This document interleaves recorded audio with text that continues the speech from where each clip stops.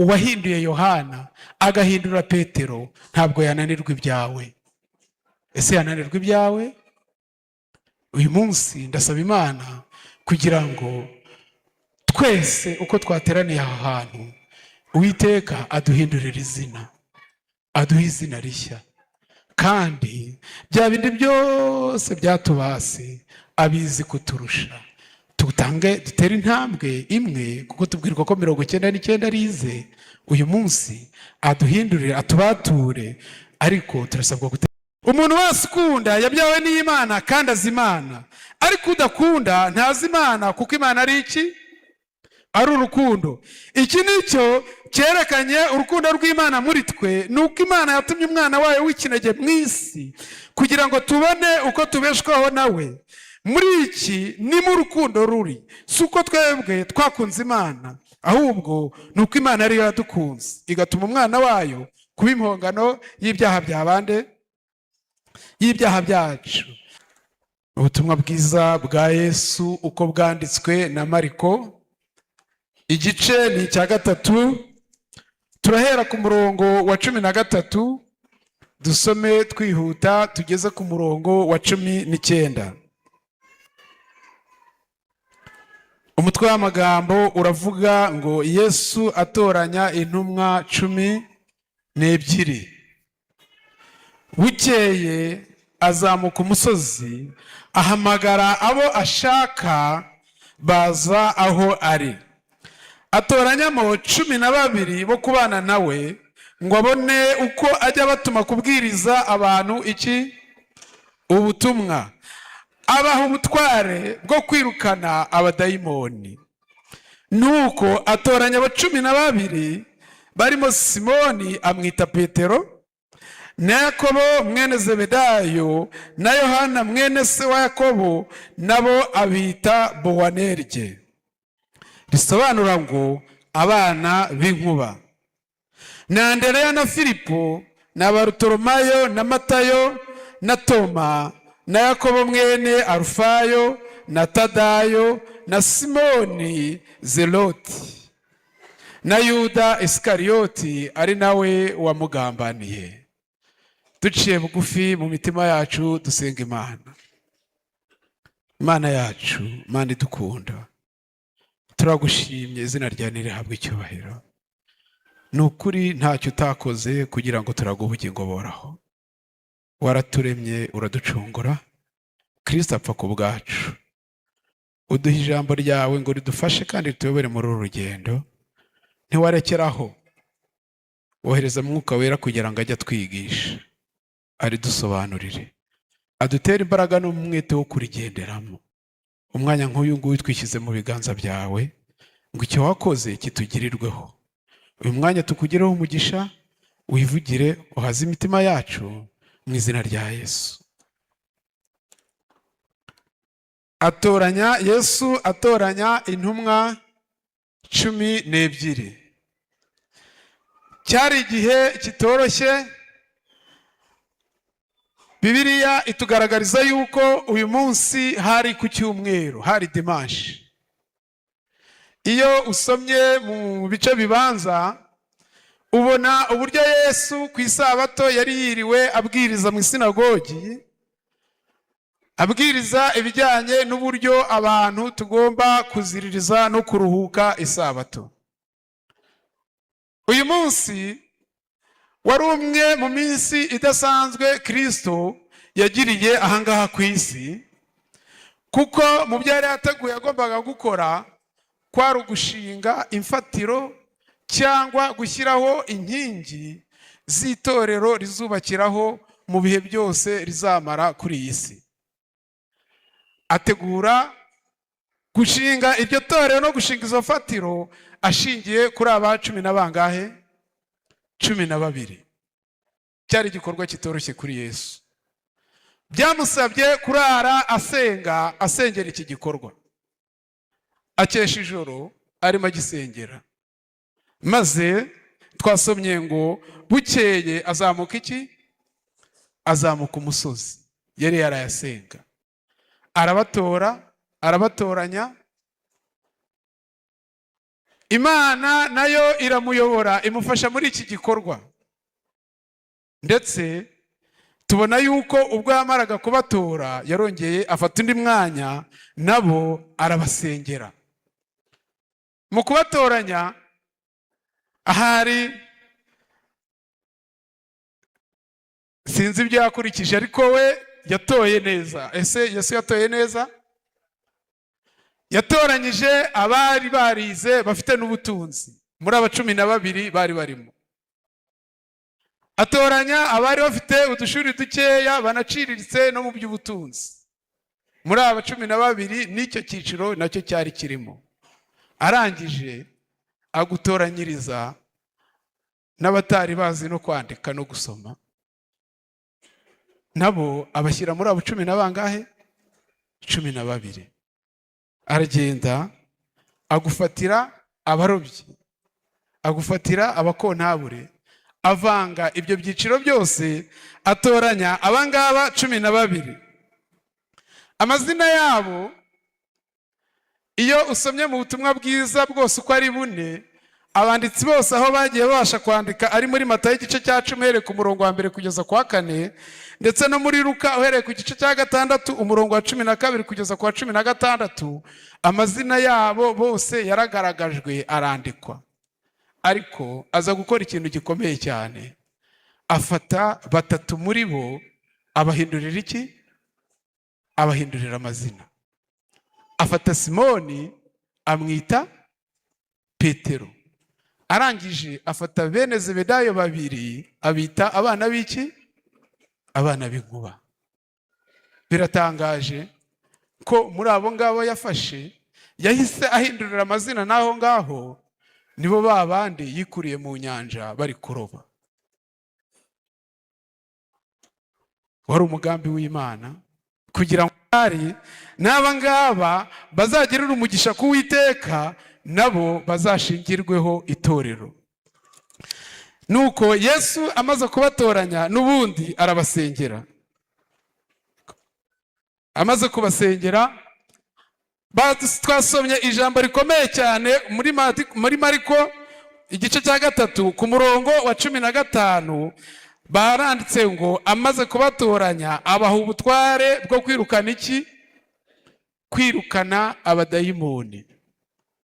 Ibaze gufata abantu bataruzuzwa umwuka wera, ufata abantu bikoreshereza gikoro, ufata abantu bari abarobyi, nurangiza ubaha inshingano ikomeye nk'iyi ngiyi, bakifitiye n'ubupagane bwabo, ubohereze kujya kuvura abantu. Bibiliya itugaragariza ko aho yabatumye hose ikintu cya mbere yababuzaga, yarababwiraga ati ntimugire imyenda mugira gute? Mujyana, ntimwitwaze n'ibiryo, ndetse nubaha amafaranga ntimugire gute? Ntimuyemere. Uretse icyo muzemera n'abazabacumbikira bakabagaburira, ndetse abo muzabasabire n'iki? Muzabasabire n'umugisha. Ese sinzi niba Yesu yarabagerageje. Yesu ahingutse ahangaha, akaza ahangaha ku Kimisagara, akavuga ati twese uko duteraniye hano ndabatumye kandi mbahaye n'ububasha, mujye mu bantu mukora ibitangaza, mujye mu bantu mwirukana abadayimoni, abatabyara mubakoreho babyare, abafite uburwayi bwananiranye mubakoreho bakire, ndetse n'abatewe na dayimoni muzirukane mu izina ryanjye. Ariko yarangiza akakubuza kumwaka n'ifaranga rimwe. Ese aho twese twaseruka tukagenda tukagaruka imbere ya Yesu tuzanye raporo nziza? Arabatoye, abahaye n'ubutware, abaha n'ububasha. Baragiye bagifite ya mico itandukanye bakuye iyo bari baraturutse. Tuzi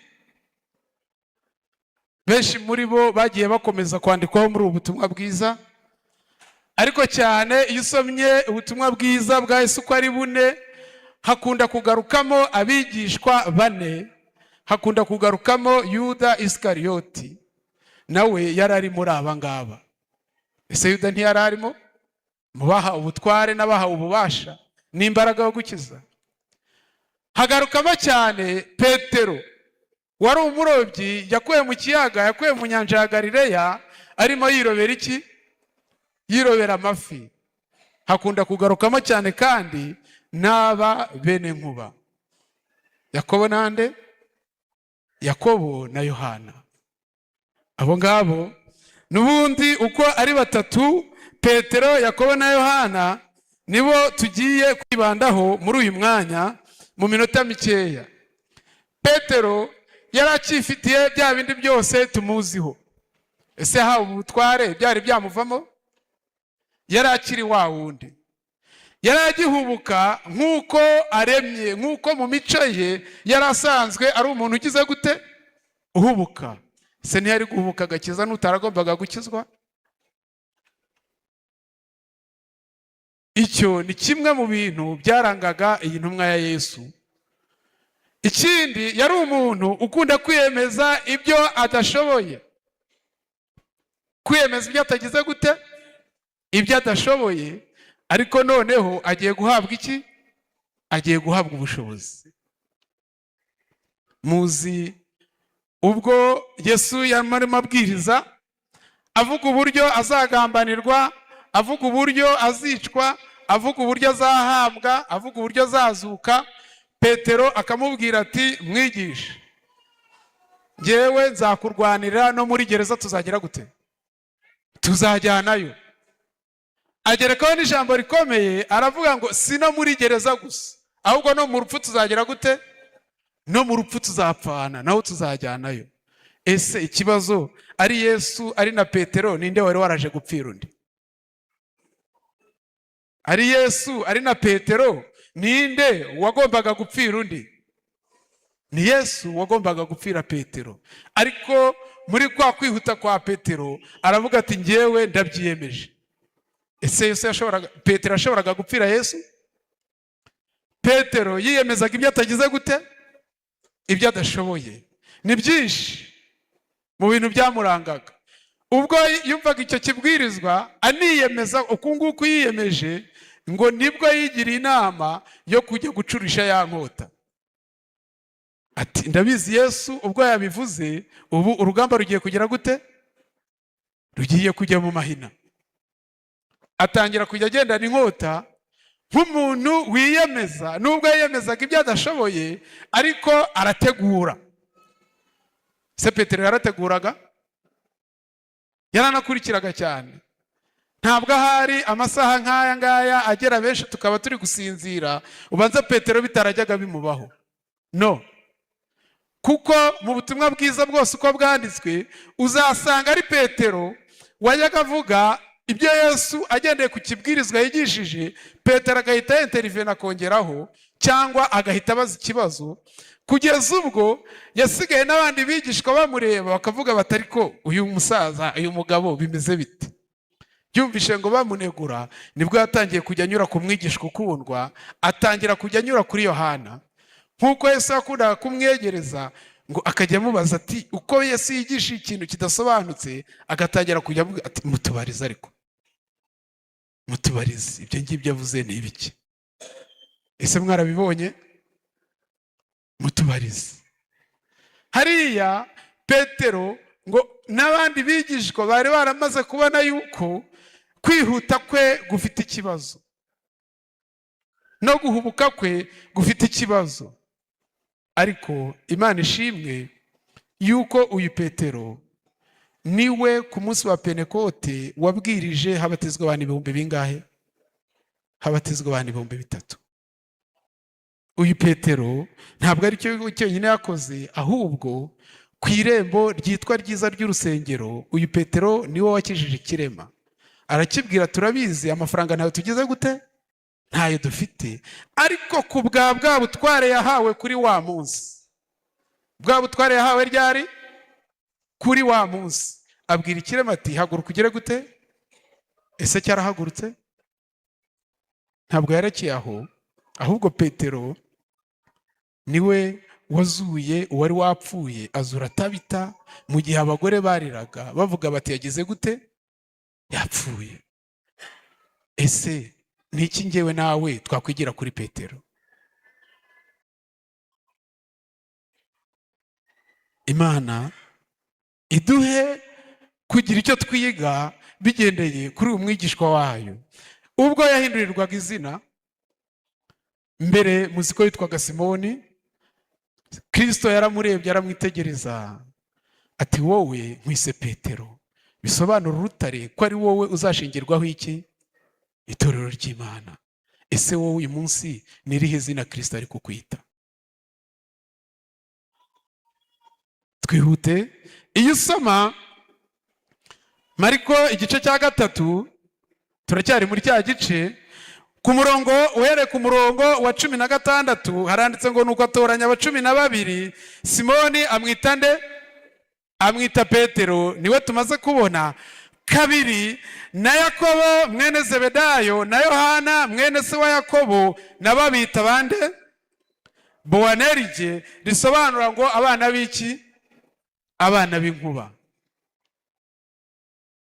Uku yabatoye, uku yabise, nuko banditswe bakurikirana, niko n'ubundi bari abantu batatu bakiyongeraho na Yuda, nibo bantu bari baragoye Yesu kubajera kurusha izindi ntumwa zindi 8 zari zisigaye. Bari baragoye Yesu kugira gute? Kubacunga. Aba bene nkuba nabo ngo yahoraga yigengesereye, bari abanyamahane, ngo bagiraga ishyari, bagiraga urwango, bari abantu badashobotse mu nzira zose zibaho. Ariko ikintu gikomeye, Yesu aratangaje. Aba batatu n'ubundi nizo ntumwa yabanaga nazo, akaziyegereza, akazikoresha mu bihe by'umwihariko byose Kristo yagize ubwo yamaraga gutora izi ntumwa. Ese mwarabibonye? Nibo yabanaga nabo mu bihe by'umwihariko. Ntabwo nzi impamvu, nta n'impamvu igaragara yeruye ahari ari bo yari yarahisemo. Ariko ikiriho nuko iyo yajyaga gusenga, agiye kugira amasengesho y'umwihariko, ese si bo yajyanaga? Nibo yitabazaga, nibo bamubaga hafi. Ahari yari afite umwihariko yari yarababonyemo, nubwo mu ntumwa 12 ari bo bantu batari barize. Nibo bantu batari baragize gute? Nibo bantu bari baciriritse no mu buzima busanzwe bari basanzwe babamo. Ariko Yesu aratangaje cyane, nta wamenya. Ariko twavuga impamvu zigeze nko muri 3, duhereye dukurikije ibyanditswe byera, Yesu ashobora kuba yarabakundaga. Iyo witegereje inkomoko, ugasoma inkomoko z'abigishwa bose uko ari 12, 11 muri bo bakomokaga mu ntara ya Galilaya. Umwe muri bo wenyine witwa Yuda Iskariyoti niwe wakomokaga mu yindi ntara. Se yakomokaga mu yihe? Yakomokaga mu ntara ya Yudeya burya. Abandi bose bari abaho hafi, bari abo Galilaya. Ndetse abenshi nk'aba batatu ushyizeho na Natanayeli na Filipo bakomokaga muri karitsiye imwe yitwaga Betsaida. Hari aho bahita Betsaida muri Bibiliya, ariko mu bifuzwa ibiho byose ho banditse ko bakomokaga i Betesida. Betesida cyangwa Betsaida. Ngo wari umudugudu uri mu majyaruguru y'icyo kiyaga baroberagamo cya Galilaya. Niho bakomokaga. Duherutse kujya ku Kibuye, batwereka urusengero rwo ku Kibuye rw'Abadivanisi, baratubwira ngo naho hitwa ngo iki? I Galilaya. Uzareba aho rwubatse, narwo rwubatse nk'isinagogi y'aba bagabo, yari iri mu majyaruguru. Mwabonye ko naho sinzi warwise niba yari yarabyitegereje. Rwubatse ni ishami ry'ikivu ryinjiramo rukubakwa mu majyaruguru yacyo, mu gice giherera haruguru. Nabo isinagogi yabo yari iri mu majyaruguru mu mudugudu witwa Betesida, kuri iki kiyaga baroberagamo. Bari abarobyi, ndetse Yesu ubwo yabahamagaraga yavuze ijambo rikomeye ngo azabagira abarobyi b'iki? Abarobyi b'abantu. Ahari impamvu yabitagaho twavuga imwe ni iyi ngiyi, kuko yari abafiteho umugambi, yarababonyemo impano yo kugira gute, yo kuroba atitaye ku mashuri. Ese ntibyashobokaga? Ntabwo yarekeye aho ngaho, ahubwo ashobora kuba yaranahereye no ku mpamvu y'uko bari bafitanye isano ya bugufi. Harimo intumwa ebyiri zari zifitanye isano na Yesu yo mu maraso. Petero yari afite iyo mpano y'uko yakubakirwa iryo torero, ariko aba bene Zebedayo, iyo usomye mu byanditswe byera, usanga bari abavandimwe ba Yesu bo kwa nyina wabo. Bari abavandimwe ba Yesu kwande? Bari abana ba Zebedayo nka papa wabo. Mama wabo yitwaga Salome, akaba yaravaga indimwe na Mariya nyina wa Yesu. Se mwari mubizi? Yavaga indimwe na Mariya nyina wa Yesu. Iyo usomye muri Matayo igice cya 27 uhereye ku murongo wa 55 ukageza ku murongo ahari tuhasome, turi kwihuta. Matayo 27 umurongo wa 55 tugeze wa 56. Mu gihe Yesu yafatwaga, muri ririya joro bararaga bamuzengurutsa mu nkiko, bwakeye inkuru yabaye gikwira. Inkuru yasakaye hose igera no ku mubyeyi we, habonekamo abagore 3 babanye nawe muri ibyo bihe bikomeye Mariya yari arimo, bamufataga mu mugongo ndetse banakoraga n'indi mirimo ijyanye n'icyo kibazo cyari cyavutse. Muri abo bagore baranditse ngo, Matayo 27 umurongo wa 55, baranditse ngo hariho n'abagore benshi bari bahagaze kure bareba. Nibo bakurikiye Yesu ava i Galilaya baramukorera. Muri bo harimo Mariya nde? Mariya Magadalena, harimo Mariya nyina wande wa Yosefu na Yakobo, harimo na nyina wa bande? Na nyina wa bene Zebedayo. Aba bagore uko ari 3 bari bashimye gukora umurimo mwiza wo gufata Mariya nyina wa Yesu mu mugongo. Twihuta tujya muri Yohana igice cya 19 umurongo wa 25. Yohana igice cya 19 turahera ku murongo wa 25 tugeze ku murongo wa 27.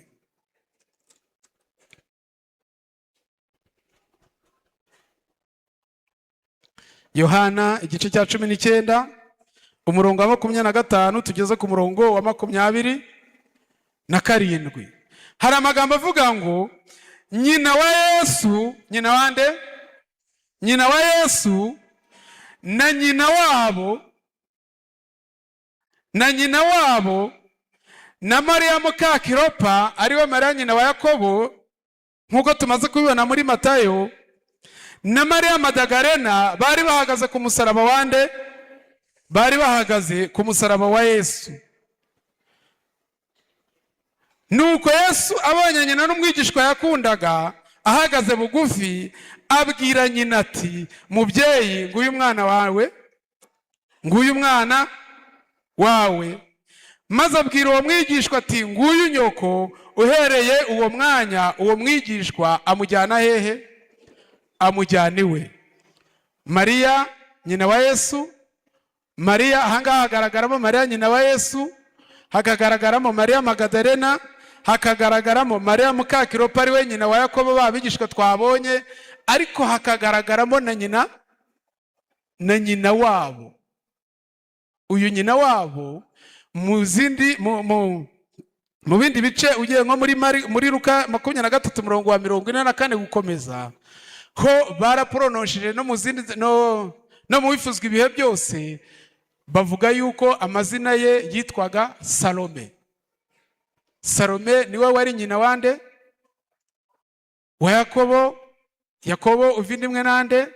Na Yohana, akaba umugore wa Zebedayo, akaba ari we wari nyina w'izi ntumwa. Ndetse hano tubonye yuko no ku musaraba Yesu yafashe Yohana amushinga kuba hafi ya nyina, nk'umufamiliye, nk'umuntu usanzwe azi uburyo ashobora kumufasha. Arangije afata na Yohana, afatana umwana amuha nyina, na nyina arangije amuha umwana. Ahari sinzi niba iyi nayo yari imwe mu mpamvu zatumye Yesu yiyegereza ababigishwa cyane. Ariko ikiriho ni uko mu bantu bari bagoranye nk'uko yabivuze, bari abantu bagira amahane menshi, nk'uko yari yarabise bene nde? Bene Nkuba. Ibaze gufata mwene Nkuba warangiza ukamuragiza mama wawe. Ese tugiye mu mbaraga za kimuntu wabikora? Wamuragiza mama wawe ubizi ko ari mwene nde? Ari mwene Nkuba. Biratangaje. Ariko Imana ishimwe yuko uyu Yohana niwe waje gukura, arangije avamo umuntu muzima. Ariko mbere yaragoranye pe. Mwibuke igihe yabatumaga ngo bajya kubwiriza, Yohana yaragiye abona umuntu uri kubwiriza anirukana n'abadayimoni mu izina rya nde? Mu izina rya Yesu. Tubisanga muri Mariko igice cya 9 umurongo wa 38. Mariko igice cya 9 umurongo wa 38. Ntabwo Yohana yamwihanganiye kubera yuko mubo yahaye ubutware ntabwo uyu wabwirizaga ahantu yari arimo. Arangije aramuhagarika rwose, ndetse bavuga yuko yaranamumereye nabi. Mariko igice cya 9:38.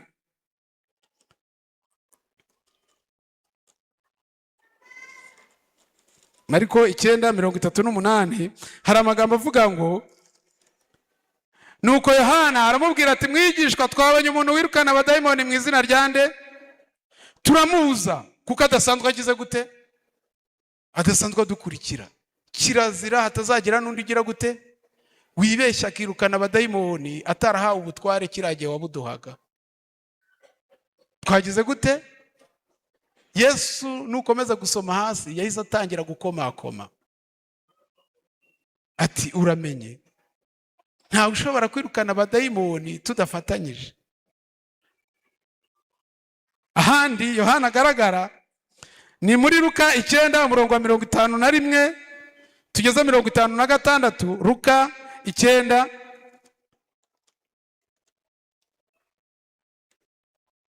umurongo wa 51 kugeza ku murongo wa 56. Umutwe w'amagambo uravuga Abasamariya bima Yesu iki? Icumbi. Aho rwose bamwimye n'inzira, ubwo bari bapanze kujya Yerusalemu bagomba kunyura muri uyu mudugudu, babima n'inzira. Nuhasoma urahita uhasanga icyo Yohana we yabakatiye. Yaravuze ati bagatinyuka. Abasamariya ubwoko buciriritse, ngo nuko iminsi yo kuzamurwa mu ijuru yenda gusohora, agambirira kujya hehe? I Yerusalemu abikomeje cyane. Atuma integuza imbere ye zigenda zijya mu kirorero cy'Abasamariya kumuteguriza, ariko ntibamwakira kuko yari yerekeye Yerusalemu.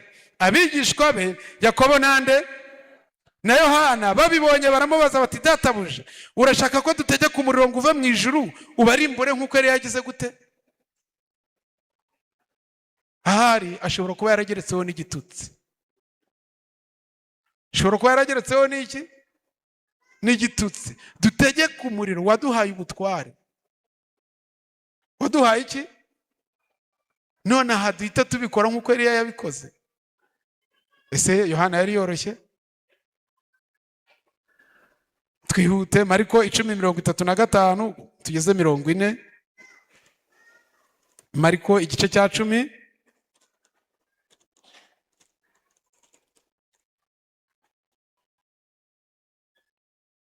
Mariko igice cya 10 umurongo wa 35 tugeze ku murongo wa 40. Aha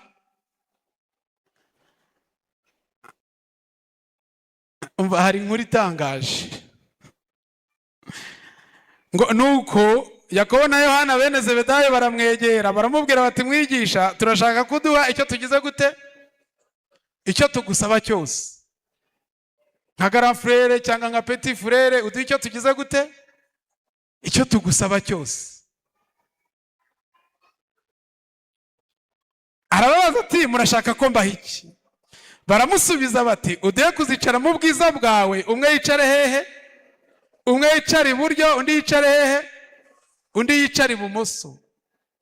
Ngo bari bararebye barapima basanga izindi ntumwa zibarusha amashuri. Zibarusha iki? Inyinshi zibarusha kumenya kuvuga, zibarusha kumenya kugira gute? Kuvuga.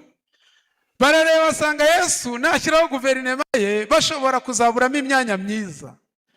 Bigira inama yo kuyisaba hakiri kare, bati tugiye kumutega, tumusabe hakiri kare, kandi ubwo azashyiraho guverinoma ntabwo azisubira.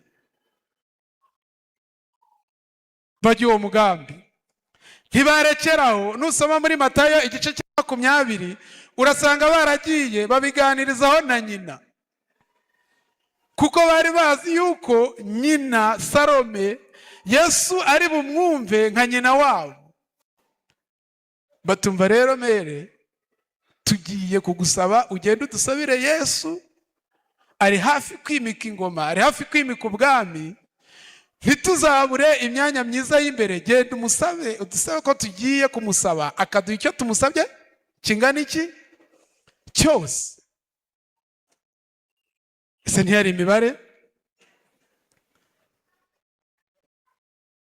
Nyina yataye intambwe arabimusaba, nabo ntibarekeraho. Ahangaha muri Mariko barangije barabimusaba, ariko ku murongo wa 38, ariko tutarawugeraho, tukiri ku murongo wa 37, ngo baramusubiza bati ugiye kuzicara mu bwiza bwawe iburyo bwa, umwe yicara iburyo undi ibumoso.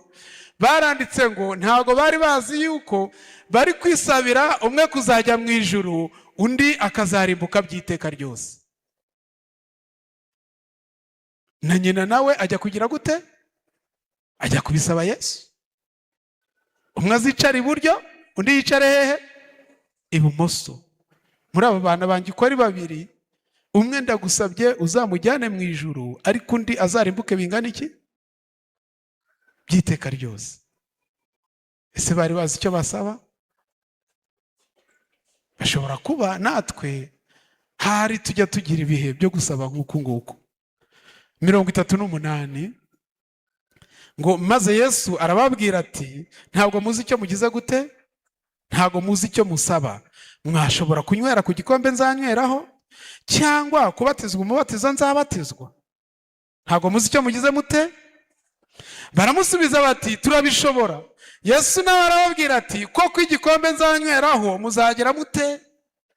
Nzapfa nishwe, namwe uko bazangirira namwe niko bazagira gute? Bazabagirira namwe. Yesu arababwira ati koko igikombe nzanyweraho namwe muzakinyweraho, kandi n'umubatizo nzabatizwa niwo namwe muzagira mute? Muzabatizwa. 40. Ariko kwicara iburyo bwanjye cyangwa kwicara ibumoso bwanjye si njyewe ugize gute? Si njyewe ubigaba, ahubwo bibikiwe abo byateguriwe. Na Kristo arababwira ko atari ugize gute? Atari ubigaba. Ese byateguriwe bande? Byateguriwe njyewe nawe n'abandi, ariko nitubishaka. Nawe mwiringire kuko nta kigize gute? Nta kimunanira. Ubwo Mwuka Wera yasukwaga, aba bene Nkuba nabo baje guhinduka nk'uko Petero nawe yahindutse, kugeza ubwo tubwirwa yuko Yohana ari we wanditse urwandiko rwa mbere rwa Yohana, yandika urwa kabiri rwa Yohana, ndetse yandika n'urwandiko rwa gatatu rwa Yohana. Ntiyarekeraho, yandika n'ubutumwa bwiza bwa Yesu uko bwanditswe n'ubundi nka Yohana, ariko yibanda ku kintu gikomeye cyane yari yarabuze mu minsi yo kubaho kwe yose.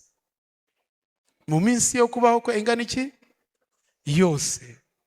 Niyo ntumwa ya Yesu yanditse ibigendanye n'urukundo kurusha abandi. Uwifurizaga abantu guhita arimburiraho, uwifurizaga umwanya mwiza mu buyobozi kugira ngo noneho ajya kubitira rimwe agushe, wa wundi utarashakaga yuko hari undi ubivangira mu madosiye, yasanze rwose mu minsi yo kubaho kwe yarakoze ikinyuranye n'icyo yagombaga gukora. Ese ngewe nawe mu minsi yacu itambutse twakoze icyo twagombaga gukora? Ariko tumwiringire kuko agize gute? Arashoboye. Isomo risoza n'ubundi rigendanye ni rimwe mu masomo tugiye gusoma agendanye atugaragariza uburyo Yohana yaje guhinduka, arahinduka rwose. Turarisanga n'ubundi mu rwa mbere rwa Yohana aho badusomeye isomo ry'urufunguzo, ariko noneho turahera ku murongo wa 7. Urwandiko rwa mbere rwa Yohana igice cya 4, urwandiko rwa mbere rwa Yohana igice cya 4 turahera ku murongo wa 7.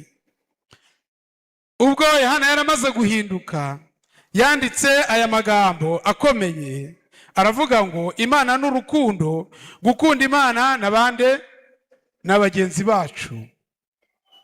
Bakundwa, dukundane kuko urukundo ruva kunde. Ibaze umuntu wifuzaga gutwika abantu kwandikira ijambo. Ese Yohana yari yarahindutse? Tumwiringire uko yahinduye Yohana natwe ashobora kuduhindura. Umuntu wese ukunda yabyawe n'Imana kandi azi Imana, ariko udakunda ntazi Imana kuko Imana ari iki? Ari urukundo. Iki nicyo cyerekanye urukundo rw'Imana muri twe, nuko Imana yatumye umwana wayo w'ikinege mu isi kugira ngo tubone uko tubeshwaho nawe. Muri iki ni mu rukundo ruri, si uko twebwe twakunze Imana, ahubwo nuko Imana ariyo yadukunze igatuma umwana wayo kuba impongano y'ibyaha by'abande, y'ibyaha byacu. Bakundwa, ubwo Imana yadukunze ityo natwe dukwiriye kugira gute? Natwe dukwiriye gukundana. Uhereye kera kose ntigeze kubaho umuntu wabonye Imana, nyamara nidukundana Imana iguma muri bande? Imana iguma muri twe, urukundo rwayo rugatunganyirizwa muri twe rwose. Iki nicyo kitumenyesha yuko tuguma muri yo nayo ikaguma muri twe, nuko yaduhaye mwuka wayo. Amen. Natwe twarabibonye kandi duhamya ko Data wa twese yatumye umwana we kuba umukiza w'abari mu isi bangana iki? W'abari mu isi bose. Uvuga yuko Yesu ari umwana w'Imana, Imana iguma muri we nawe akaguma mu Mana. Natwe twamenye kandi twizeye urukundo Imana igize gute? Twamenye kandi twizeye urukundo Imana idukunda. Imana n'urukundo, kandi uguma mu rukundo aguma muri nde? Aguma mu Mana. Imana nayo ikaguma muri we. Ibyo nibyo bimaze gutunganya rwose urukundo muri twe, kugira ngo tuzatinyuke ku munsi w'amateka, kuko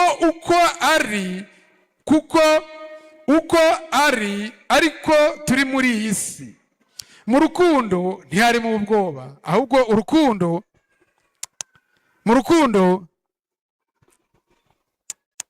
mu rukundo ntiharimo ubwoba, ahubwo urukundo rutunganijwe rwose rumara ubwoba. Kuko ubwoba buzana iki? Buzana igihano, kandi ufite ubwoba ntiyari yashyikira urukundo rutunganyijwe rwose. Ese turi kumva? Ufite ubwoba ntarashyikira urukundo rutunganyijwe rwose. Umurongo badusomeye wa 19. Turayikunda kuko ariyo yabanje kugira gute? Kudukunda. Umuntu navuga ati nkunda Imana, akanga mwene se, aba ari umunyabinyoma, kuko udakunda mwene se yabonye atabasha gukunda Imana atagize gute? Atabasha gukunda Imana atabonye. Kandi dufite iri tegeko ryavuye kuri yo ngo ukunda Imana akunde nande? Akunde na mwene se. Wa wundi waruteye kwa kundi twabonye byarangiye ari uri kwandika urukundo muri aya magambo. Uyu munsi nawe umwiringire. Ahari ushobora kuba ufite ikintu cyakubase, ushobora kuba ufite rwose ikintu wasengeye bikanga, ariko uwahinduye Yohana agahindura Petero ntabwo yananirwa ibyawe. Ese yananirwa ibyawe? Uyu munsi ndasaba Imana kugira ngo twese uko twateraniye aha hantu Uwiteka aduhindurira izina, aduha izina rishya, kandi bya bindi byose byatubase abizi kuturusha. Dutere intambwe imwe, kuko tubwirwa ko 99 arize. Uyu munsi aduhindurire, atubature, ariko turasabwa gutera intambwe yo kumwiringira, nta kimunanira. Uko yahinduye bari abagabo, natwe uyu munsi aduhindure, atugire bamwe mu bazaraga ubwami bwe kuri uriya munsi w'amateka, twese kuzagera n'umukorwa n'isoni. Nibyo mbasabira, nanjye nisabira mu izina rya Yesu.